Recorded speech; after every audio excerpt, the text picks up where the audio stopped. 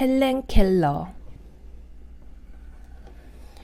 1880년 미국 앨러베마 주의 켈러 집안에서 귀여운 여자아이가 태어났어요.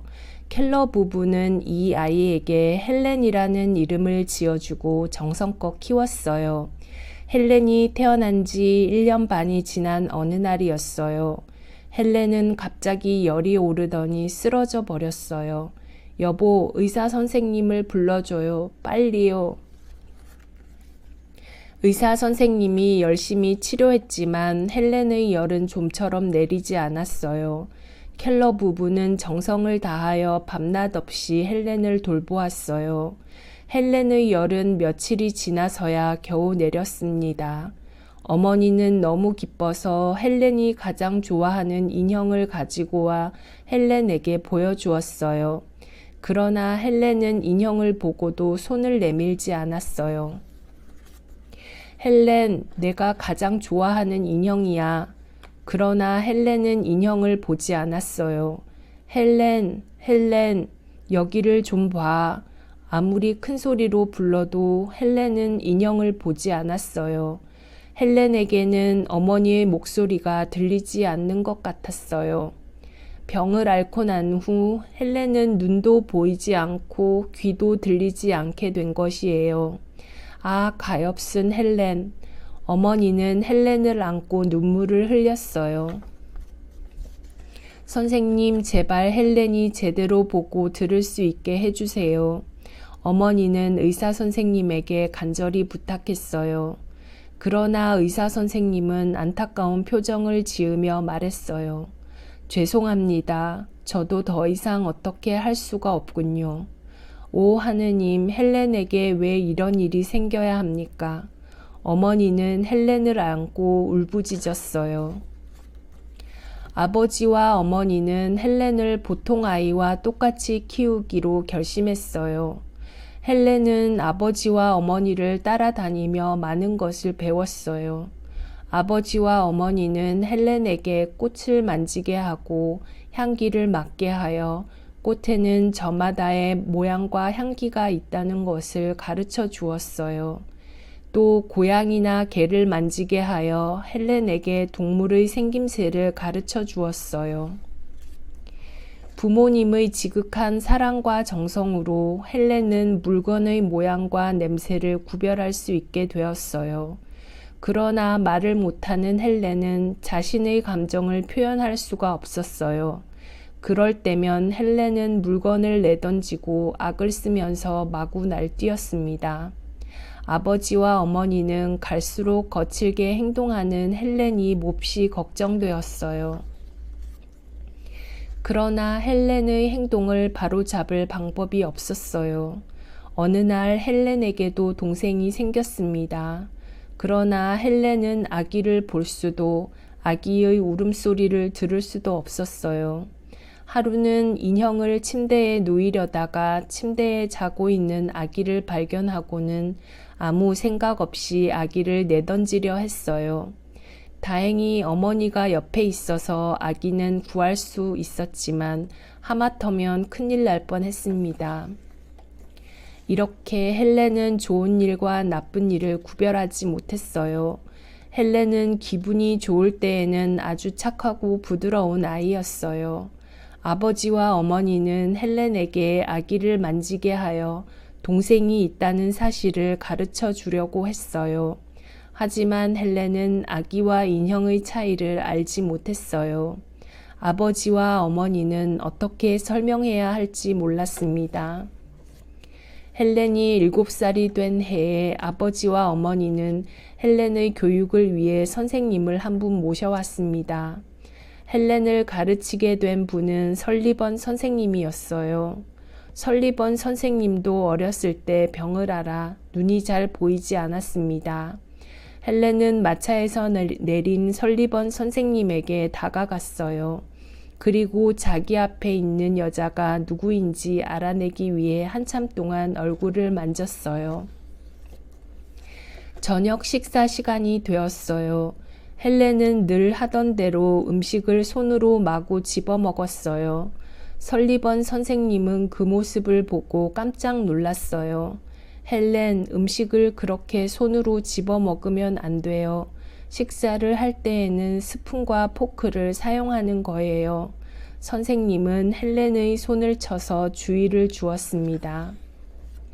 한 번도 스푼을 잡아본 적이 없는 헬렌은 혼이 나자 분한 마음에 식탁 위의 음식을 모두 뒤엎어 버렸어요. 쨍그렁, 설리번 선생님은 어떻게든 헬렌에게 스푼을 잡게 하려고 했어요.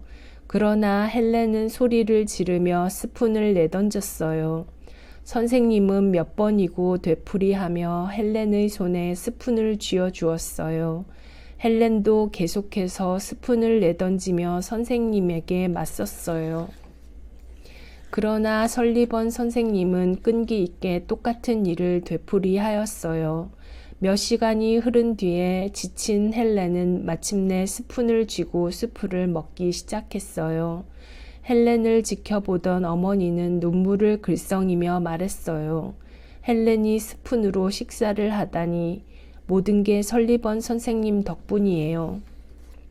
그 뒤로 헬렌은 고분고분하게 설리번 선생님의 말을 잘 따랐어요. 설리번 선생님은 본격적으로 헬렌을 가르치기 시작했어요. 먼저 선생님은 헬렌의 손바닥에 손가락으로 인형이라고 쓰고 헬렌에게 인형을 만지게 했어요. 그 행동을 여러 번 되풀이하자 헬렌도 선생님의 손바닥에 인형이라고 썼습니다. 헬렌은 설리번 선생님의 지도를 받으며 조금씩 말을 배워갔어요. 그러던 어느 날 설리번 선생님은 헬렌과 숲속에 있는 집에서 단둘이 살기로 결정했어요. 다정한 아버지와 어리광을 받아주는 어머니가 없는 곳에서 생활하면 헬렌이 더 많은 것을 배울 수 있을 거라고 생각했거든요. 처음에 헬렌은 그곳에서 적응을 못하였어요. 그래서 소리를 지르고 물건을 내던지며 거칠게 날뛰었어요. 그러나 시간이 지나자 헬렌의 마음도 누그러졌어요. 하루는 설리번 선생님이 헬렌을 데리고 펌프 우물이 있는 곳으로 갔습니다. 선생님은 헬렌의 손에 컵을 쥐어주고 손바닥에 컵이라고 썼어요. 그리고 펌프질을 하여 헬렌의 손에 물을 부어 주었어요. 이번에는 헬렌의 손에 물이라고 썼습니다.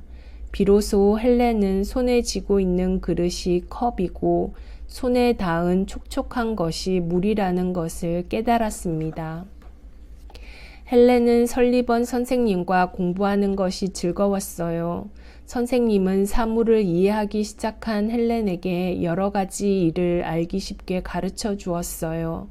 어느 날 선생님은 헬렌에게 새 장에 들어있는 새를 만지게 한 다음 하늘로 날려보냈습니다. 그러고는 헬렌의 손바닥에 새 장, 하늘을 날다 라고 써서 새가 새 장에서 나오면 하늘을 난다는 사실을 가르쳐 주었어요. 말을 배운 헬렌은 이번에는 점자 읽는 공부를 시작했어요. 헬렌은 점자로 된 책을 읽으면서 지금까지 몰랐던 많은 것들을 배웠어요. 헬렌의 얼굴은 기쁨으로 빛났어요. 헬렌이 이렇게 명랑해진 것은 다 설리번 선생님 덕분입니다. 아버지와 어머니는 설리번 선생님에게 진심으로 고마워했어요. 10살이 된 헬렌은 말하는 훈련을 쌓기 위해 집에서 멀리 떨어진 호리스만 맹아 학교에 가기로 했어요. 헬렌이 떠나는 날 아침에 어머니는 헬렌의 손바닥에 이렇게 썼습니다.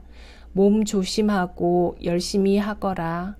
헬렌도 어머니의 손에 이렇게 썼어요. 다녀오겠습니다. 헬렌은 설리번 선생님과 함께 기차를 타고 학교로 향하였습니다.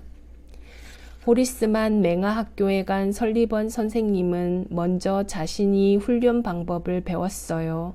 설리번 선생님은 자신의 입속에 헬렌의 손을 넣게 하여 말을 할 때의 입술과 혀의 움직임을 확인하게 했어요. 입속에 헬렌의 손이 들어오는 것이 괴로울 때도 있었지만 어떻게 해서라도 헬렌이 말을 할 수 있게 해야 한다는 마음으로 꾹 참고 견뎠어요.